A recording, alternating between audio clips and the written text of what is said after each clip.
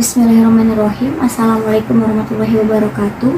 Yang saya hormati selaku tutor pada mata kuliah Bahasa Indonesia, perkenalkan nama saya Muslihatul Hanum, NIM 8571385666, program studi S1 PG PAUD, Universitas Terbuka Jakarta.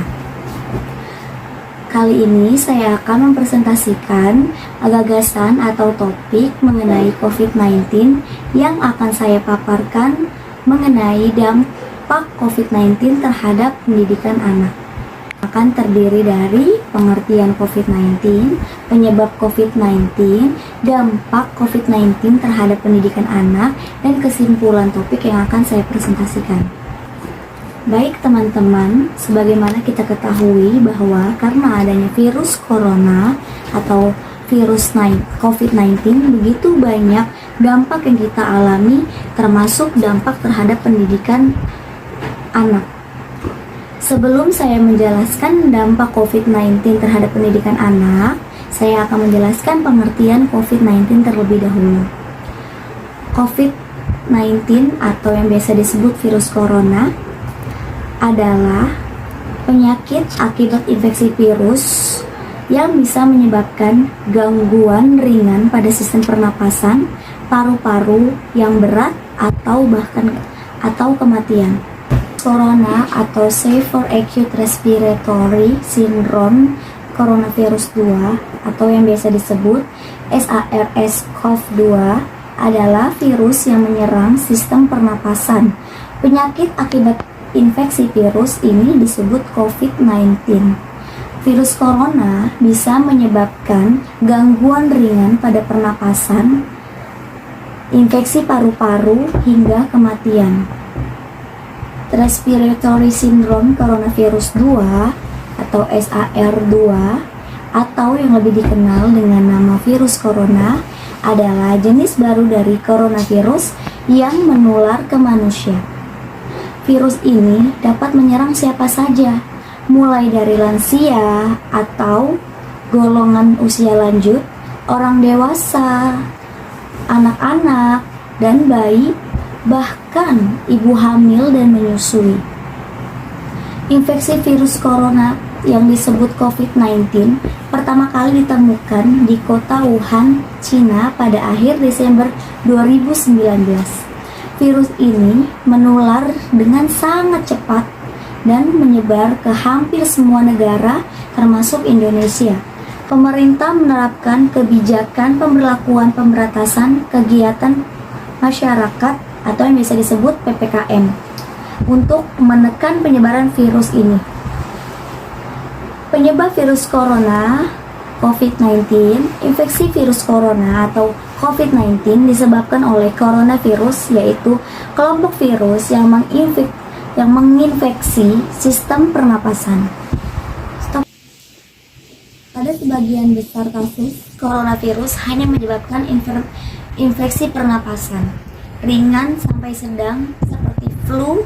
Namun, virus ini juga bisa menyebabkan infeksi pernapasan berat seperti pneumonia, MERS Middle East Respiratory Syndrome, dan SARS Severe Acute Respiratory. Ada dugaan bahwa virus corona awalnya ditularkan dari hewan ke manusia. Namun, kemudian diketahui bahwa virus corona juga menular dari manusia ke manusia. Seseorang dapat tertular COVID-19 melalui berbagai cara, yaitu tidak sengaja menghirup percikan ludah yang keluar saat penderita COVID-19 batuk atau bersin, memegang mulut atau hidung tanpa mencuci tangan terlebih dahulu setelah menyentuh benda yang terkena penderita COVID-19, misalnya uang, gagang pintu, atau permukaan meja, dan melakukan kontak jarak dekat dengan penderita COVID-19. Baik teman-teman, saat dunia digegerkan oleh wabah virus corona atau COVID-19, tak terkecuali Indonesia, pemerintahan Indonesia telah mengambil sejumlah kebijakan untuk memutus rantai penularan COVID-19. Kebijakan utamanya adalah memprioritaskan kesehatan dan keselamatan rakyat dengan bekerja, beribadah, dan belajar dari rumah. UNESCO menyebutkan bahwa pandemi COVID-19 mengancam 577.305.660 pelajar dan pendidikan prasekolah dasar hingga menengah atas dan 86.034.287 pelajar dari pendidikan tinggi di seluruh dunia. Seperti kebijakan yang diambil berbagai negara yang berdampak penyakit COVID-19, Indonesia meliburkan seluruh aktivitas pendidikan. Hal tersebut membuat pemerintah dan lembaga terkait menghadirkan alternatif proses pendidikan bagi peserta didik dengan belajar mengajar jarak jauh, atau belajar online, atau belajar dari rumah dengan pendampingan orang tua. Penerapan kebijakan belajar mengajar jarak jauh dari rumah atau belajar online nampaknya tidak menjadi masalah bagi sebagian perguruan tinggi yang sudah memiliki sistem akademik berbasis daring. Menjadi masalah bagi sebagian perguruan tinggi yang tidak memiliki sistem tersebut. Di level pendidikan dasar, menengah, dan atas, secara teknis proses pembelajaran jarak jauh juga banyak mengalami kendala. Peserta didik dari keluarga yang tidak memiliki fasilitas internet atau bahkan tidak memiliki handphone akan ketinggalan pembelajaran ketika tugas belajar disampaikan melalui aplikasi WhatsApp atau yang lainnya. Menyikapi kondisi seperti ini, pihak sekolah seyogyanya memberikan kebijakan, misalnya dengan memberikan tugas dalam bentuk kertas kerja. Selain itu, dampak lain dirasakan oleh peserta didik dari belajar dari rumah adalah beban pelajaran terlalu banyak. Pada saat yang sama, peserta didik dituntut untuk dapat mencermati dan mempelajari materi pelajaran sendiri dengan cepat. Kalaupun diberikan ruang bertanya kepada guru hanya melalui pesan aplikasi WhatsApp, dan itu dirasakan tidak cukup waktu. Dan yang paling mudah diamati oleh orang tua peserta didik, belajar mengajar dari rumah juga membuat peserta didik menjadi gampang bosan karena tidak bisa berinteraksi langsung dengan guru dan teman-temannya. Itu, dengan belajar dari rumah, orang tua dituntut untuk memaksimalkan perannya dalam mendampingi putra-putrinya, terutama jika mereka masih usia prasekolah, sekolah dasar, karena usianya sifat mereka unik, energik, aktif, manja, egosentris, atau keakuan tinggi. Disinilah orang tua seyogyanya dapat menyelami karakter putra-putrinya sehingga pendampingan proses pembelajaran dari rumah berlangsung dengan baik dan menyenangkan. Pembelajaran di rumah memungkinkan sebagai orang tua stres dalam mendampingi anak apabila kurang memahami karakter anak. Orang tua merasa bahwa anak susah diatur, mau aja, malas belajar.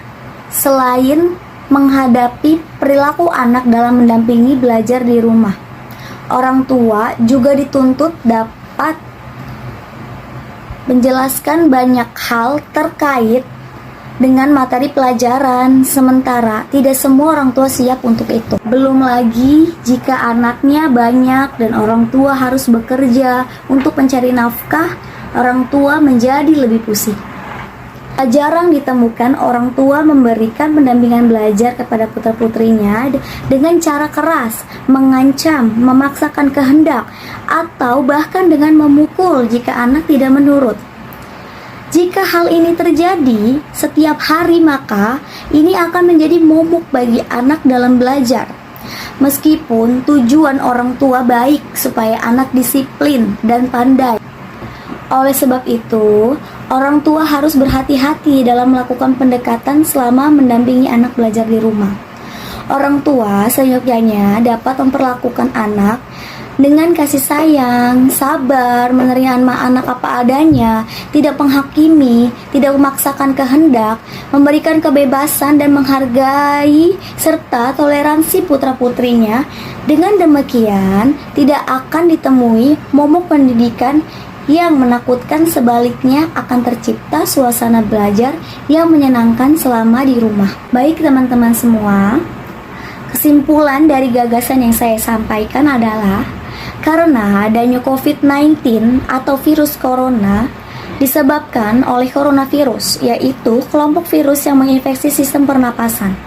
Beberapa negara memberlakukan kebijakan lockdown untuk mencegah virus corona makin meluas. Pemerintahan Indonesia telah mengambil sejumlah kebijakan untuk memutus rantai penularan COVID-19. Kebijakan utamanya adalah memprioritaskan kesehatan dan keselamatan rakyat, bekerja, beribadah, dan belajar dari rumah. Oleh sebab itu, hal ini sangat berdampak terhadap pendidikan anak usia dini.